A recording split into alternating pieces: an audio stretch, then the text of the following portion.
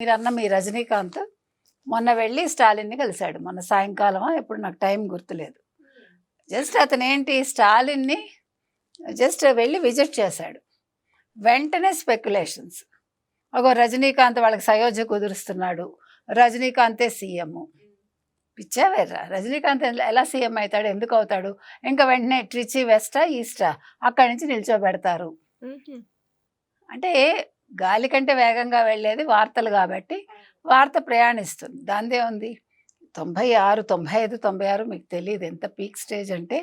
మేమందరం కూడా ఎన్ని ఆర్టికల్స్, రజనీకాంత్ నన్ను ప్రత్యేకంగా పిలిచి మాట్లాడేవారు. మీరు నమ్ముతారో లేదో, నాకు అప్పుడు బాగా తెలుసు రజనీకాంత్.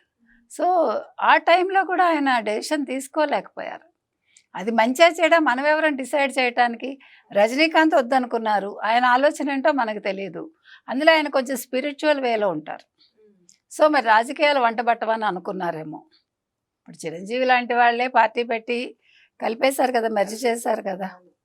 సో ఇలా వీళ్ళందరినీ కాదని ఇవాళ విజయ్ వచ్చి ఫ్యాన్స్, ఇవాళ జెన్జీ కిడ్స్, విమెన్, మొత్తం మహిళల ఓట్లు ఇవాళ అసలు ఇప్పుడు మీరు విజయ్ని కాదని డిఎంకే ఏడిఎంకే ప్రభుత్వాన్ని ఏర్పాటు చేస్తే ప్రజలు ఒప్పుకోరు.